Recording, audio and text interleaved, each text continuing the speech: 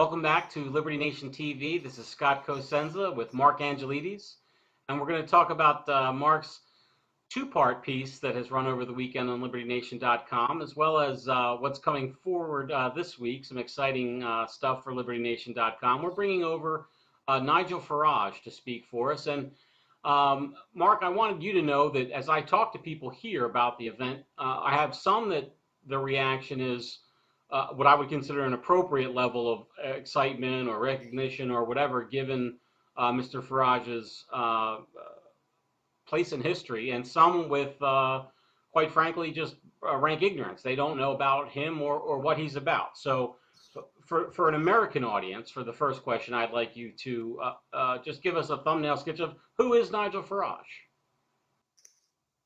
Nigel Farage is the single most important and influential politician in British politics of the last 20 years.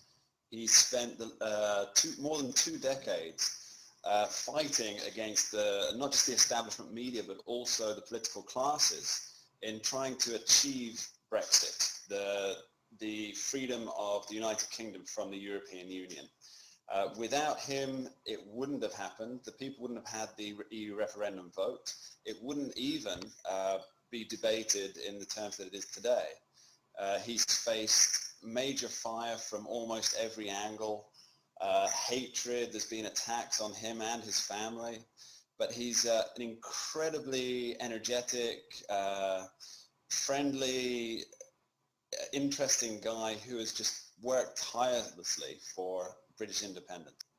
Okay, Mark, you talk a lot about Brexit, and that's the capacity with which I've seen Mr. Farage discussed almost exclusively, and I wonder what his impact has been on UK politics to the extent, if any, outside of Brexit. Is he a one-note politician? I don't mean that in a derogatory way, but just is he singularly focused on UK independence, or what are the other politics and impacts that Farage has had?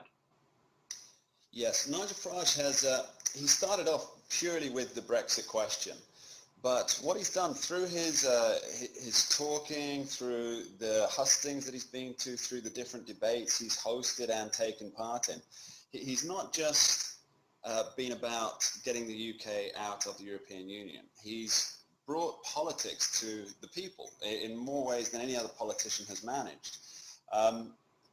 Many years ago, politics was really just for those who were politics people. But now every single person in the country has an opinion on politics. And this is what he's done. He's connected regular, ordinary people with their ruling classes in a way that they're starting to examine what people are doing, whose best interests their politicians are working in. And this can only be good for society. So it sounds like what you're saying is that he increased the sort of trade at the retail level of politics. Is that true? And is that one of the reasons why he's so effective? And if not, why is he so very effective? Yes, very much.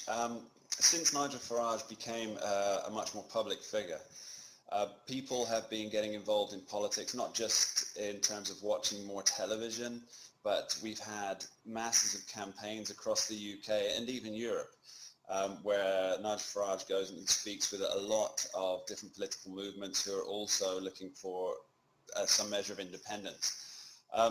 In terms of his effectiveness, why he's so effective, 2 things. Number one, he can speak so well to just about anybody on any topic. The man really knows his stuff. He knows exactly what he wants to say. He knows exactly how to get the point across without using political speak. He speaks in an open and frank way that connects with just about everybody. And number 2 is he's the only politician who has ever really tackled the questions that other politicians were too afraid to go near. For example, immigration, border control, housing to some extent, on how that's impacted by mass immigration. Okay, well, I wonder, regarding the Brexit question, from an American's perspective, I thought I paid attention, fairly close attention to the Brexit movement and the Brexit vote, and I expected to see by now, as we record this in October of 2017, that that the UK would no longer be a part of the EU. It seems like that's not the case, and that's likely to continue for quite some time. Is there a date at which you're confident there will be true independence from the EU at this point, or is more action, more significant action at the top levels of the British government required at this point to complete a Brexit? If you'd have asked me this question 2 weeks ago, I could have given you an almost exact date, which would be March 2019. Britain would be free from the shackles of the European Union. Unfortunately, the British Prime Minister Theresa May, at a speech in Florence, announced that she would be seeking a transitional period. Now, how it's set up is after we triggered Article 50, which is the mechanism within the Lisbon Treaty, which is what binds us to the European Union, there's a maximum of a 2-year negotiating period in which to sort out trade deals, security issues, things like this. And that's a 2-year maximum. It could, of course, be a 1-day minimum, which most politicians choose to ignore, but the 2-year maximum, which would have taken us to March 2019. But now that she's suggesting that Britain engages with a transition deal with the European Union, and she suggested that it goes for a further 2 years, which will bring the leaving date into 2021, which is just before a general election, which means, quite significantly, that the election will be fought, campaigned on whether to stay in the European Union or to leave. So essentially, it's trying to get a second referendum through the back door. So as to whether we can give a definite date on when to leave, unfortunately, I feel that, personally, I feel that Brexit has been somewhat betrayed by the Prime Minister. And it's unlikely that we're going to be getting out anytime soon. Okay, well, there you have it from Mark Angelides on Brexit and Nigel Farage.